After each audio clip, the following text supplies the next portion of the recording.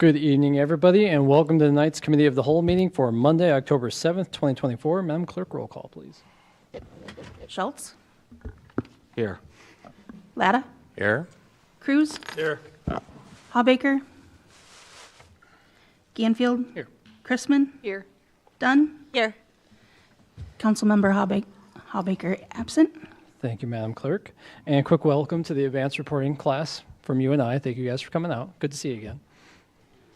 Okay, so first item is Animal Control Task Force. I believe we have a presentation from Chief Howard. Chief.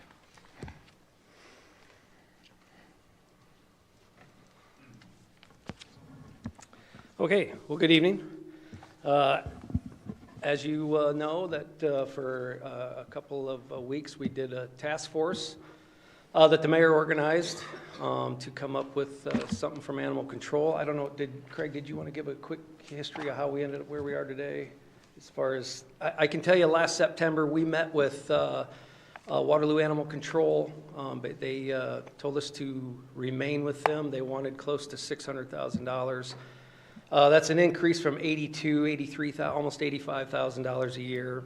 Obviously, we denied that right away and started getting into talks of where we'd go starting January 11th. I think the director contacted them. We had a 90-day clause in the contract that gave us 90 days. It gave us till January 11th. January 11th, the police division took over animal control. At least as a temporary basis. We did say we'd do a review at 6 months, which was pretty timely with the mayor's task force, which we did. Myself and the fire chief and the director did come up with a proposal that we laid out for the task force, and then are bringing it here tonight. I do have a PowerPoint to go through most of it with. So to begin, it's a little out of order than the bullet points I gave you, but if you bear with me, we'll get through the whole bullet points here. But really, what we're looking to do is create two animal welfare and control officers, really on a part-time basis at this time. They'll fall under the supervision of the support services captain as far as scheduling. I looking at as you asked me to, I looked through all the calls again. And really what we see is Monday through Saturday would be our scheduled time, and 60+%, I rounded off, happen between 10 a.m. and 6 p.m. And really from 6 p.m. till 3 a.m. there's about 19%, almost 20%, and the same with the 3 a.m. till 10 a.m. So really we look to have them work probably from 10 a.m. till 6 p.m. A lot of the calls we get are faxes that come from the hospital, from bite calls where people show up after hours or whatever to the ERs, and they have to report those to us. And then we have to do a report. And that report consists of going to finding the victim, meeting with the victim, and then going to the owner of the animal, making sure that all the shot records, everything's up to date. Then we do the 10-day quarantine. And then we also have a report that has to go to Blackhawk County Health Department. So that's probably our most time-consuming calls, except for some of those out of the ordinary that really expand. What I did when I went through those calls was I came up with about a little over 8 hours a week that officers are spending on these calls. But that's kind of skewed when you look at January, February. The summer months are a little bit higher. So where we came up with, so that's where we came up with the 10 to 6 p.m. That's where we see most of those calls. Also, a lot of those calls that come in by fax would be handled by these two specialists, and they would start taking over those reports, freeing up the officers. I can tell you going through, I think the longest call I saw, a straight call where it wasn't broken up, was 187 hours, and that was doing one of these faxed reports that came in. So that's our hope. We do, in speaking with Christy at Cedar Bend, who's here tonight, we really look to make sure they receive the proper certifications. The National Animal Control Association has those, and they're all online. They're about $400 a piece for these classes. We intend them to have their Animal Control 1, their Animal Control 2. She has also offered maybe like what we would call a field training opportunity. I know she said that she did this with Waterloo also, where they'll actually go out to Cedar Bend for some hours and actually get some hands-on training. working with her specialists on what it is they'll be doing for the city. So that's our hopes. We did talk about a city vehicle, and I put in the packet here, you know, we were at once talking about maybe one of the Ford Rangers the city already has in that. Since then, I've had, and I didn't put it in I really didn't put it in this because I wanted to explain it. But I've had a lot of feedback from people in the business that are telling me that, you know what, a van's better. And these are people that do this kind of work every day. So Dustin at Public Works has been helping me. And we've just some examples. I don't know if hopefully you can see it, but just like the new SWAT van we have, but these are some used vehicles. This is kind of what we'd hope to start off with as kind of our goal. And speaking with Director Birdie, with this year's budget, we actually believe we'd fit it. It's not something we're asking for. We'll be able to fit it within our budget to get a used vehicle. And Dustin's looking at that. We're obviously just waiting for your approval at some point of the program. And then that's what we hope to go forward on. We know, going forward, you know, this is going to bring two part-time personnel on. So what do we want their focus to be? Let's say it is a slow week and there's only 8 hours of actual animal control work. We know we can occupy their time. We have an inspections department that is very busy. Lieutenant Kruger on the fire side is our fire marshal and runs all of our inspections. He can always use help. There's no doubt about it. It's also been suggested that code enforcement, which to me kind of fits along with the animal welfare, kind of fits along. We see them also helping code enforcement out of City Hall and being part of that. I think, you know, that'll vary throughout the year. I think we'll see times where they're really busy with animal calls, and I think there'll be times where we're really seeing them benefit our inspections department and code enforcement.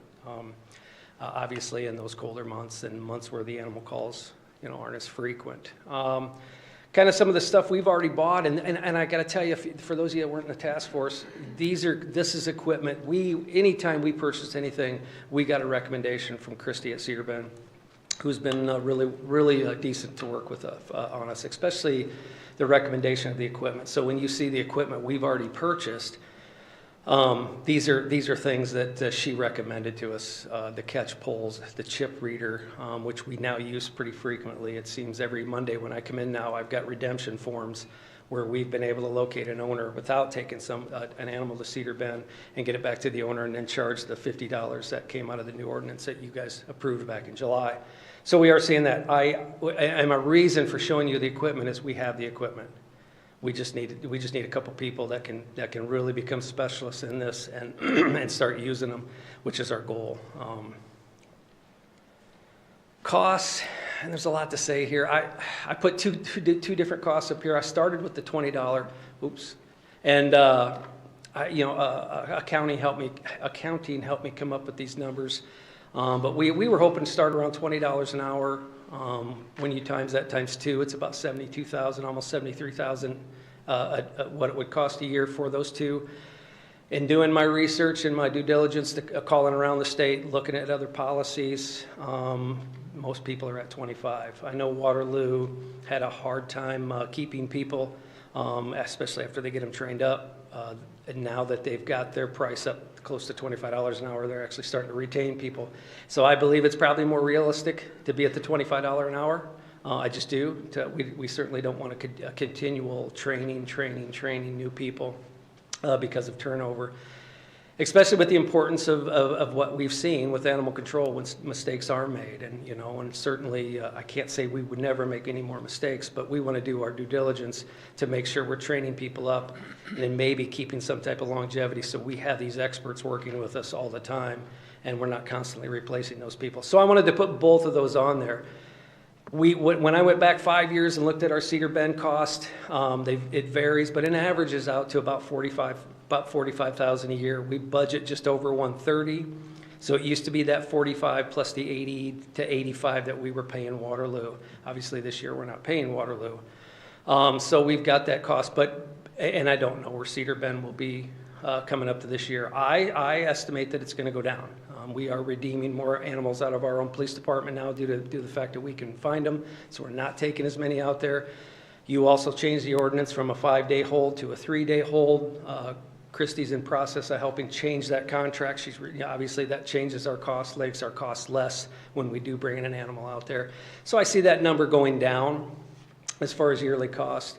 So even if it is the 88 and whatever cost we have at Cedar Bend, I see us close to our 130, which was our goal.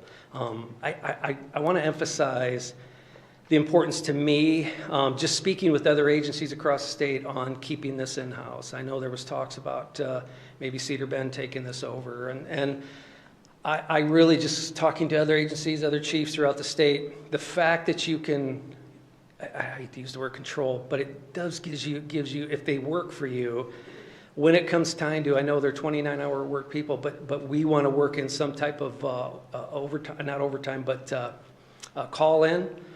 For a major incident that would happen, we want to have these people available, and we really don't want that to be an after-hours thing where we can't provide you after hours. Oh, sorry. So that's why we worked hard on this to come up with a proposal where we feel will stay within or close to our current budget, so we can have this in-house. We can get these experts added for the cost that you see.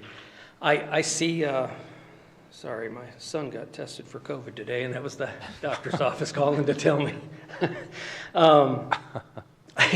Anyways, I see some, we would be able to reduce to, our redemption fee, which, last year, if you took just last year alone in 23, we'd have had about $2,900 in redemption fees if we were collecting that between us and Cedar Bend. So, and that's a small amount when you're talking 130,000, but it's an amount that we would be able to put toward that.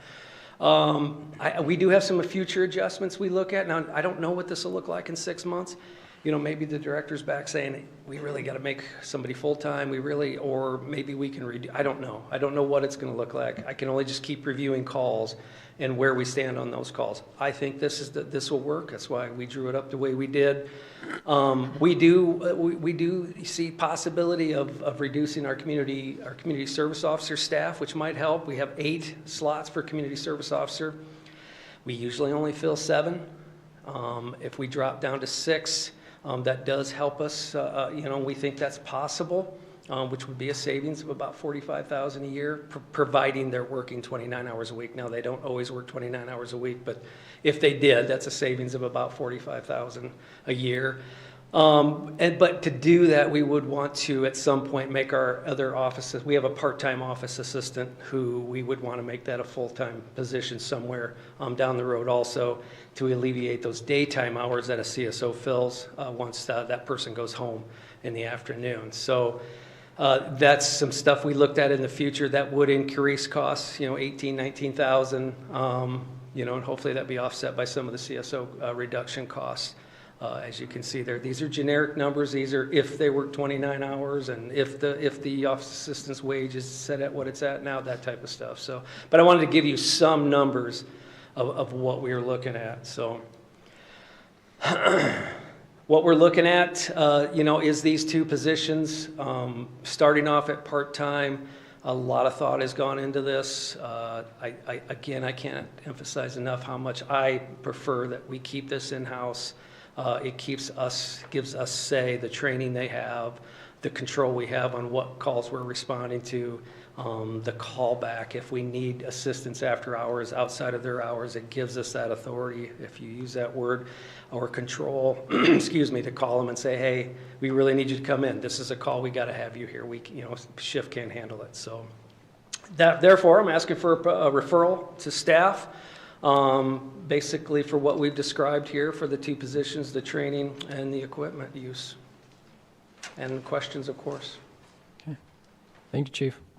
A little bit of quick background, kind of covered at the beginning. So the task force met twice to review where we're currently at, future options.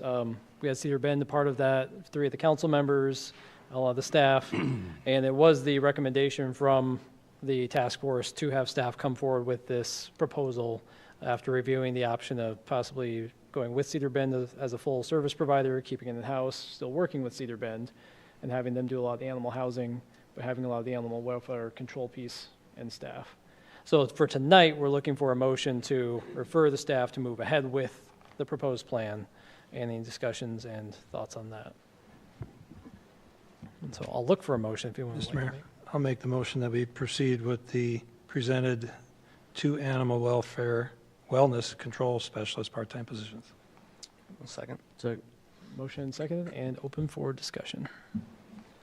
Mr. Mayor, I do think we should definitely look at the higher salary option. I think just with knowing how Waterloo has done and that they struggled to keep staff at that lower rate, you know, if we really want the quality service, we do want to keep people around. So I think that's something we should consider.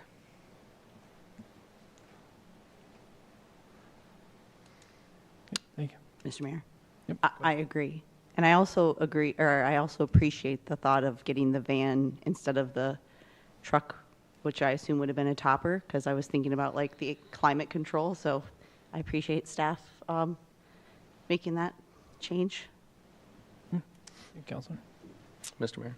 Yep. Yeah, I think just for the value of the discussion here, during the task force, we heard a little bit of a concern about these being experts, and I think we've addressed that with the NACA qualifications as well as the potential for a field training ongoing with Cedar Bend. I only heard from a couple residents that were concerned about that.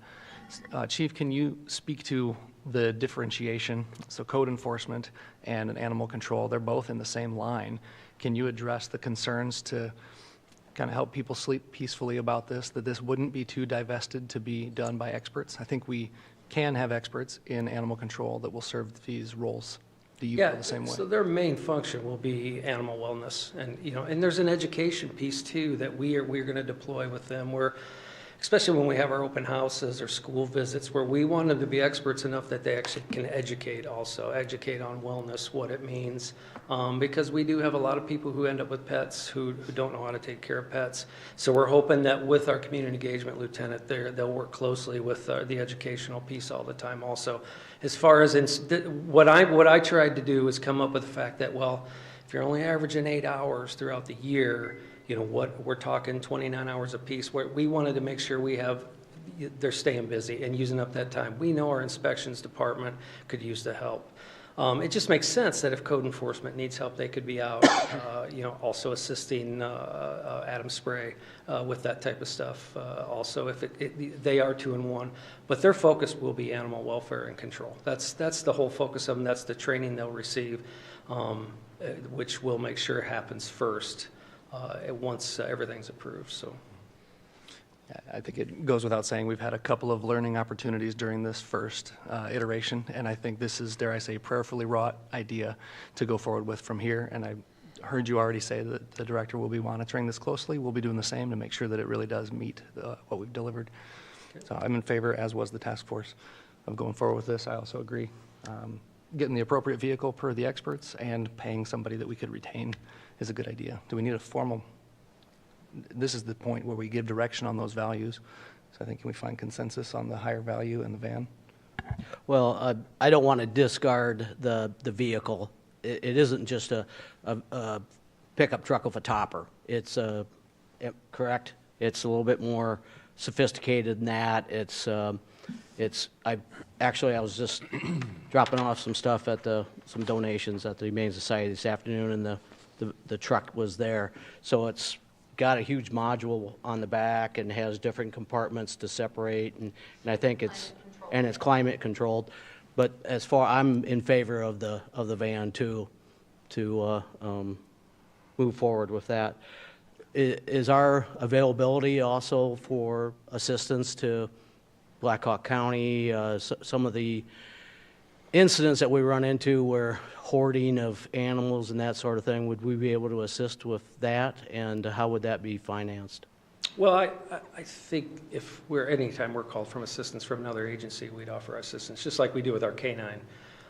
But our focus will be Cedar Falls, and those other agencies already have contracts either with Cedar Bend or like Waterloo, who's also taken an internal animal control group that they have civilians now working for them also.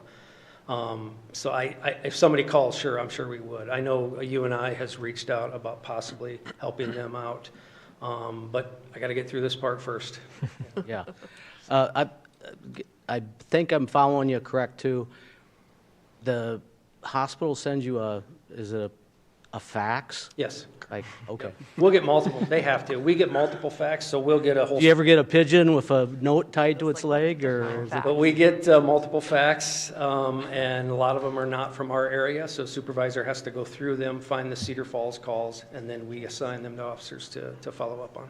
All right. And those would be a really nice part of this, that those would go into the animal control basket or what, you know, and those specialists would follow up on that during their work hours. Can I piggyback on that, Chief? Sure. So do you envision having at least these two people specialized just to this position? There'd be a citizen-facing or community partner-facing benefit to that? Just Yes. having the consistency with that. I can't imagine that these are calls that are always real straightforward in the moment, or are calls that are necessarily the most popular for our current officers to have to handle. So I would imagine that there's some real benefit there, correct? Yes, I think, you know, as far as the educational part and the part we'll instill with that, especially with our community engagement lieutenant. But on the officer side, they could use a little relief from some of the, especially the hospital facts, and that they're very, they take time, a lot of time. Sure. And it puts our people off the street, so. And could I just ask one more question from your beginning slide? You referenced a 10-day quarantine after an animal bite. What transpires in that 10 days? It depends on the call. Most of the time, we have a form that we have them sign. Most of the time, they quarantine the animal at their place, at their home, at their residence. We explain it to them. We go through it with them. If it's a severe call, severe bite, something like that, we would take it out to Cedar Bend, and the quarantine would be done there for observation. But it's required, and we do it each time. So And then we recoup the cost back from the citizen on that boarding. Is that what I read in the? I think it's part of the contract of what we get, but yeah. Okay. Thanks. Thank you, Counselor. Mr. Mayor? Oh, sorry. Go ahead. Chief Howard, do you know offhand, or maybe Ms. Rodenbeck, the benefits entitled for a part-time position for something like this? What do they actually get as a part-time? Don't please. Sure. So we would figure about 20% on a part-time person because we're going to have IPERS and FICA and then like some workers' comp. So, but they do not get health insurance, part-time employees. So that's why roughly we'd be looking at about 20% additional for benefit factor. Vacation days? Oh, yeah, sorry, they would get, I was thinking true what's cost benefits, but no, vacation, they get prorated, vacation, sick leave, floating holidays, it's prorated, depending Okay. on the hours they work. Yep. Okay, cool. So I guess overall, I'm looking at what was going to be a cost of $600,000. I think this is a dramatic improvement. It's not hard to say that. So I'm all for it. I think you did a good job putting this together. Thank you. Really quick, while I'm thinking about it, the after-hours time, would that be something that these individuals may be called in and come in hourly, and does that affect at all the part-time rate, knowing the 29-hour limit? When you do the hours, they probably won't be working 29 hours a week. Okay. So what we'll do is once we have, so we've got the job description done. Once it's approved by you, I will send the job description to HR, and then that'll come back before you for approval at some point. But we would sit down and figure out the schedule of who's on call, and we'll have a cell phone for them for that purpose. So Mr. Mayor, I have a question about that. So when we say on-call, because I just think about, I'm in a line of work where you do a lot of on-calls, and when you talk about retention, I think sometimes that could be a major turnoff when you're, how does that work? I mean, because usually people don't get paid when they're on call, but they're kind of at the mercy of, so how often do you think we'd actually use that? For a major thing, or like, I would hope, I guess I'm just not a huge, when you talk about retention, I just think that takes away from the benefit of the job when you're having somebody, you know, on call. it's in the job description, but I can tell you, since we took over January 11th, I can't think of an incident we would have called them in for that didn't already happen during their work hours. Okay. It would be a late night incident or a something before 10 a.m. incident. I can tell you the couple big ones that we've had this year were around lunchtime, so they'd be at work anyway. Sure. So it wouldn't be very often. How we figure that out probably would be through the support services captain and who had the hours that week and how they rotate, who's got most hours each week, and keeping them at the 29 threshold. Yeah, and obviously I don't say that because I know I trust your decision. I feel like I want to say that sometimes when you talk about retention, that can be a turnoff sometimes. So I just wanted to make sure I voiced that concern. Counselor? Mr. Mayor? I thought it was apropos that Councilman Latta said piggyback, given that we're. Thank you. But in that vein, I did have a resident ask what animals would be controlled. Our farm animals, I mean, we had a water buffalo incident in the state, things of that nature. What animals are not going to be responded to by this position? Well, our Public Works handles dead animals. Christie doesn't want them. We really will focus on domestic animals, but we go on, even though we said we weren't going to help with wildlife, we go on calls every day to assist people with animals in their yards. We do it every day. That's just kind of that's part of public service. And as far as our specialists will be trained in domestic animals. If we get a water buffalo loose, we'll probably call some conservation people for help. So, although never mind. I got people in the department that would love that. So. Hannah would love that. I'm there. Hannah's got it. And just to touch base on the on the HR thing, excuse me, I think for hourly employees, the Fair Labor Law would require that they get paid for those on-call. Salary may not get compensation, but these folks would absolutely get compensation. I was actually going to jump in. We'll have to talk about the on-call thing from an HR function, because you're right. If someone was on call, they'd have to be paid. So we'll work that out with police about the best way to do that. And that's why I've said that all along. It's just something we'll have to figure that out. And I know Waterloo does it. We've got models out there to look at how they're doing it to keep them under but it just, and I don't know where we'll be in 6 months. It may be that it's happening too much and we have to go to a full-time. I just don't know. And the one other concern I've heard, see if you could speak to, is just the timeline that we have for getting these people on staff and making sure we've got the best service we can available as soon as possible. Can you just speak to the timeline of what it would take for getting those positions hired and implemented? Obviously, it depends on the training of the person coming in, if they're certified already. I can tell you that if you were to approve it, when it goes to council and you approve the positions, I will immediately send the job description to HR. From that point, after their corrections, additions, subtractions, it goes to the city's consultant. And at some point, then it comes back before council. That timeline, I don't know. You'd have to ask HR. I'm not sure how. Mr. Mayor, maybe the easy way to explain that is we'd hope to have somebody on by the first of the year is what we'd be shooting for, just because of what the civil service process and all of those things adds at least 3 months. Okay. Yeah, that's what I was going to say. Probably 3. I was looking at 3 months. With I think our biggest challenge we fear is the hiring portion. But I think if the wage is right, we'll get through that. The training looks fairly easy to get through online. We've looked through it. And then whatever we can work out with Christie at Cedar Bend as far as getting some hands-on training. I will say that, for now, status quo, we've done really well. We can't judge what the officers have accomplished just because of one incident. They've actually done a lot. And when you go through the calls like I have numerous times, they've actually done a lot have continued to do really good work in the animal wellness and control area. So, and that's what we'll continue to do till we do have the personnel in place. Okay. Thank you, Chief. Any other questions? One more. Yep.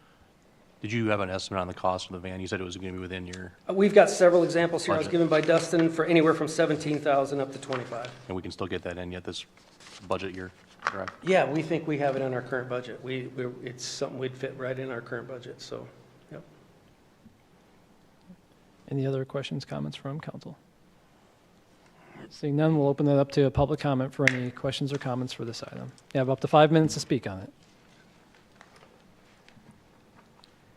All right, seeing none, and we'll bring it back to council. So we have a motion to approve.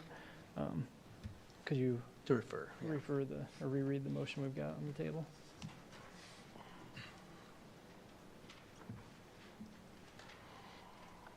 Take a lot of notes.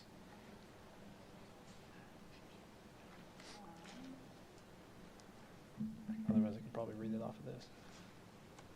Mr. Mayor, you want me to do it? Okay, it was create 2 animal wellness control specialists, part-time positions as presented. Great. Been And motioned then- and seconded? Training and equipment, right? Yep, training equipment. With kind of the direction to focus on some of that higher wage, and I believe we will, when we approve the actual job classification, we'll be finalizing. All right, so motion and seconded, and this requires a voice vote. So all those in favor? Aye. All opposed? And that motion carries. Thank you, everyone. And we'll now move to item number 2, Big Woods Campground Expansion. And we've got a presentation from the O&M Division Manager, Brian Heath. Thank you, Brian. Thank you, Mayor. Good evening, Council. I'm here this evening to, first of all, let's get this squared away.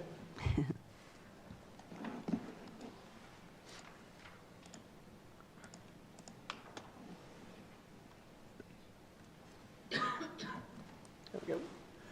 Okay. I want to discuss the possibility of an expansion of the Big Woods Lake Campground. Discussions on this actually came up a couple years ago when we were at our 28E meeting. We were talking about the camping and the amount of campers and usage of that facility, and it was actually brought up by another member that it would be nice to have that expanded. So one thing led to another, and kind of here's where we're at today. A little bit of history. The campground was created as a 28E partnership between the City of Cedar Falls and Blackhawk County. 55 sites, opened in 2009, had a little difficulty in 2008 with the big flood, so it was delayed somewhat, but 55 full hookup sites. A permanent cabin was added shortly after. That's got full modern facilities, and then 2 smaller rustic cabins were added shortly thereafter, which were relocated from Blackhawk Park. The overview is kind of threefold. What we're looking to do is add about 23 additional sites that will include 30 amp electric and water connections. There would be no sewer hookups to these sites that would be kind of situated in the woods. You can kind of see the red outline there indicating south of the existing campground where the proposed site is. Would also include construction of a new shower and restroom facilities, and then also some timber stand improvement, which is greatly needed in the area. Years and years ago, there was some trees that were planted there. There was a grove of walnuts and quality hardwood trees planted in there. And then they've grown up to the point now where they're kind of crowding each other. And also, as you go further east, further west of that site, you'll see more invasive type species. We chose this location. We're looking at the expansion that will not require additional staff to manage, and that's Blackhawk County staff that manages the campground. So we're looking at something that's manageable for them without having to hire additional staff. They're already responsible for this Big Woods Lake Campground, the existing portion, as well as Blackhawk County, the North Ranger is. So what we want to do here is keep this so it's manageable for existing staff. We want to build a campsite so they'll not impact the pine forest, which there was some controversy about that early on, some concern about that. We've redesigned the site so that they're basically going straight south of the common area, or the circular area that you see there. We also want to clean up a bunch of the invasive vegetation and provide a healthier native plant and tree growth. By opening that canopy up a little bit, we're going to get some better quality trees, better quality growth of trees, as well as some better native species along with that. Our approach, we want to keep this a low impact construction of the campground sites. We want to remove the noxious weeds, invasive tree growth, and a lot of the undergrowth that's not native to the area. There's a number of unhealthy trees out there. There's a number of Siberian elms out there that are kind of taking over the area. There's also some with co-dominant leaders that may be a hazard that just need to be cleaned up. Some trees that aren't very good quality. And then there's also some select hardwood. I will mention that. There's some select hardwood there that would have to come out to create some of these sites, and I'll go over that in just a moment. But what we want to do is kind of create custom design of each site. We'll have a basic size for each one to allow campers in and out, but we also want to customize those so that we're minimally invasive as far as the trees go and protecting what's there that are good quality trees. A narrow cut trenching of the utilities, the water and the electric will co-trench where possible, where it's allowed by code. Otherwise, we want to keep that to a bare minimum too.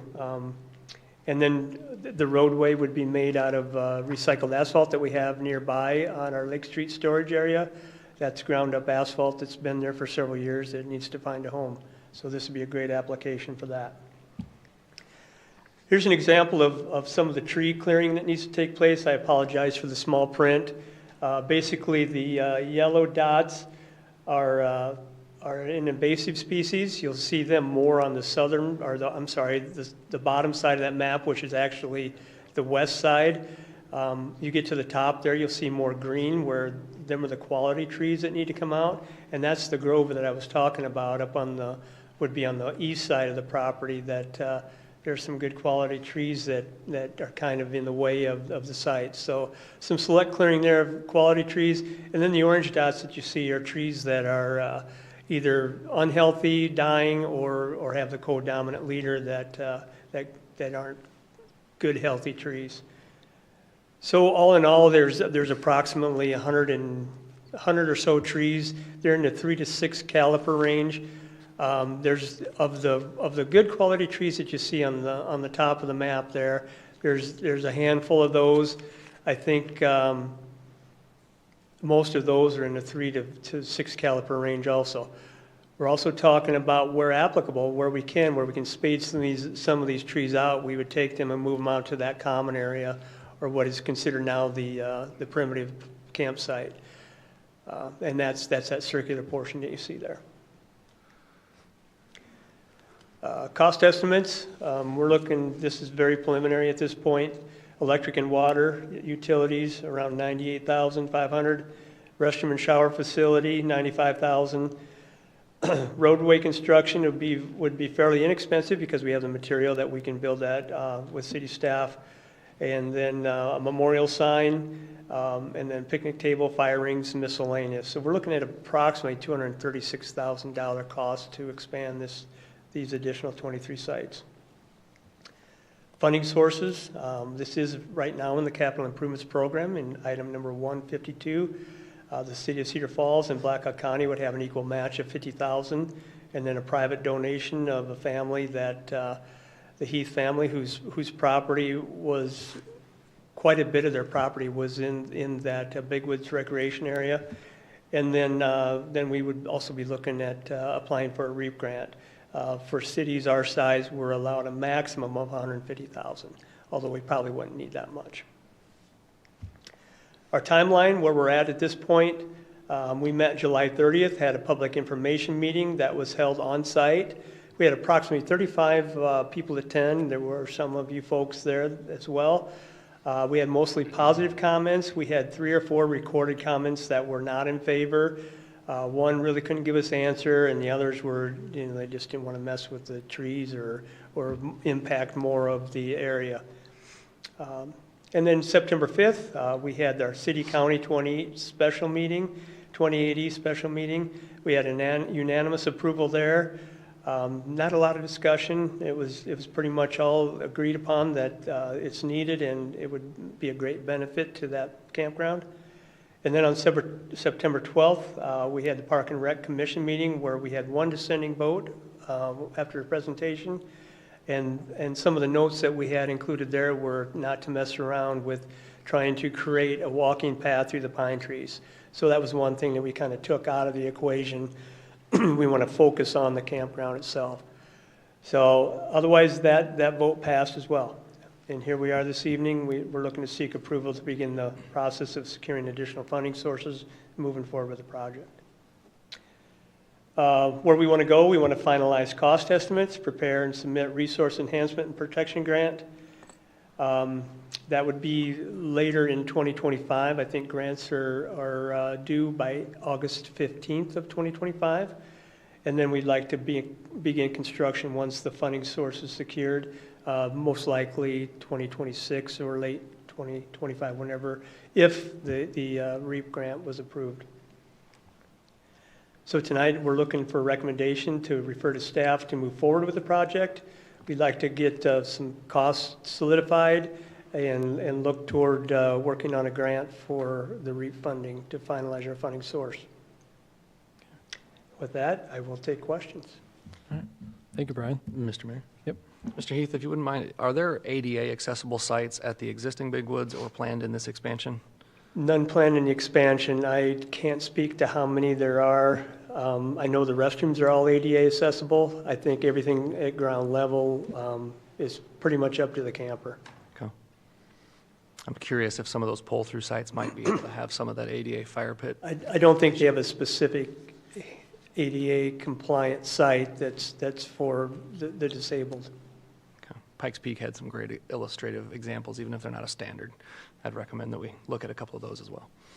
But Okay? Okay. So quick, we are looking, so we will have a referral on this to just give staff the direction and move forward. Does anybody want to make that motion? Sure. Yeah, I'd move that we move forward with the project development and apply for additional funding. So moved. Motion seconded, so open for discussion. For clarity, Mr. Heath, on the good hardwoods that are coming out, there are obviously some that are not impacted, and you spoke of the crowding. We're leaving a predominant amount of the good growth that's there, and these would be pretty secluded sites, I'd wager? Is that That's correct. When we go through, there's, to develop the sites, we'd be, excuse me, we would just be looking at select removals of the larger trees. And then with a timber stand improvement, we're looking at trying to open some of that up so those trees can grow more healthy. The problem we have now is, like I said, a lot of them are 3 to 6 inch caliper size, and basically they're crowded, so they're not growing as healthy as they could. So we want to try to open that up a little bit, get rid of some of them Siberian elms, some of the undergrowth, and allow them to breathe, basically. Any other discussion, questions, comments? You mentioned that you would move some of those trees out to that open area then? Are you saying tree spade some of those 3-4 inch ones into the open area and kind of populate them there? Yes, that would be a great option if we get in there and get around them without a lot of problem. Yes, we would definitely look at doing that. I was counting, it looked like you had between 17 and 20 of the hardwoods. Do we historically harvest those and when we need to and sell them, or how are they? How's that handled? In this case, I don't know if there'd be any sizable enough for harvest. There may be a few, but I don't think there'd be enough worthy of doing a harvest on. The numbers just aren't there, I don't believe, and the size of the tree just isn't there. Okay, thanks, Brian. Thank you, Counselor. Yep. Brian, you may have mentioned it. What's the average occupancy of the existing campground now? What percentage are we at capacity? Well, how often are we full? As far as the campers go, well, they had 2 weeks ago they had their Halloween night out there, and they indicated at our recent meeting that it was completely full. Throughout the summer, I think the majority was full on the weekends. Okay. Depends on the weather, of course, but there are 55 sites, and most of them are utilized. Any other questions, comments from council? All right, seeing none, any from the public? Did you have something? I was just going to double check. Obviously, you'll plan this out, but the infrastructure is already there to support those that are collecting and would have to dump before they leave. Is that infrastructure on site for them to dump on these 22 new sites? Yes, we actually installed a dump station last spring. So, and that was more to assist the area that's kind of the primitive sites right now. There's electric there, there's a few water spigots, but no general hookups for each camper. So yeah, having that addition, which was very simple to install, cost us less than $1,000, I think. I mean, we paid for some concrete and a little bit of pipe, and made a great difference. In fact, that was mentioned as well at our meeting last week, that that was getting a lot of good use. Good. Okay. Any other else comments? Seeing none, we'll move to public comment. If anybody has any comments, they'd like to, up to 5 minutes to speak. Yep. Just name and address, please. My name is David Heath. I'm Brian's cousin. Live in Ankeny and Clear Lake. And I'm just going to speak briefly on the Heath family involvement in this proposed project.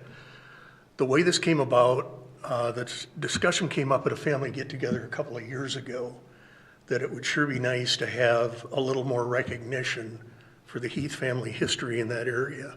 And specifically, the Heath family history is our grandparents essentially homesteaded the area back in the late 20s. During that time, our grandfather, Cecil Heath, started building what he called, or what eventually became, Spring Lake Bathing Beach. He was digging sand pits. And this was before the day and age of Ray Edwards Pool, and Spring Lake Beach Club basically became the de facto Cedar Falls swimming pool.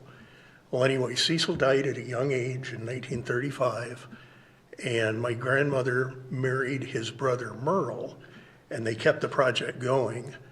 And what it comes down to is there has been a heavy Heath family presence in that area. And by the way, when I say area, I mean if you go to the corner of Lark Lane and Big Woods Road, the T intersection there, and look to the west, their homestead was there. Plus a lot of land around the area where they had sand pits. But anyway, there have been 3, and even in one family's case, 4 generations of Heaths in that area. And anyway, the family get together a couple of years ago. I said, you know, there's got to be something more we can do to honor, you know, the Heath family history. And my uncle said, get a hold of Brian. Brian's on the board of the recreation area. He knows what's going on.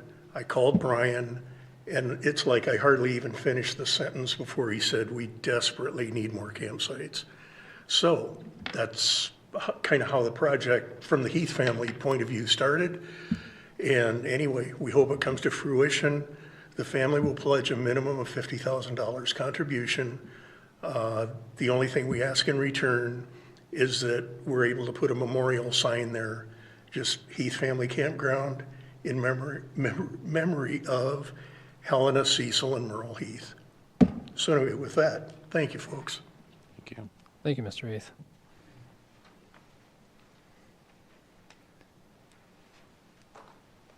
Just name and address, please. Hi. Hi, Board. Hi, Mayor. My name's Jim Newcomb. I know a number of you on the board. I'm here tonight just representing really myself and my wife. We've lived at 407 Longview since 1976. I've watched this develop over the last few months, and I want to say that I'm very much in favor of it. I think the addition that the city is considering is the right thing to do to the Big Woods Campground. I attended the public meeting, and I talked to quite a number of citizens because I am involved with a lot of things in North Cedar, and I've heard maybe one pushback, but most everybody is in favor of it. If you don't know any more about Big Woods Campground, it's probably one of the most busy in Blackhawk County, and it stays dry unless, as Brian told me, it gets about 98 feet. Then we get a little wet out there. But it's a popular campground. It's a beautiful campground. It's got a lake. It's got a great walking path. And I hate invasive trees. And I know Brett Morse will do a good job. And I think it's a welcome addition to North Cedar. Thank you. Thanks, Jim. Thank you, Mr. Newcomb. Anyone else for public comment tonight? All right, seeing none, we have a referral to motion to refer staff to move ahead with the plan as proposed. So it requires a voice vote. All those in favor? Aye. Aye. All opposed? That motion carries.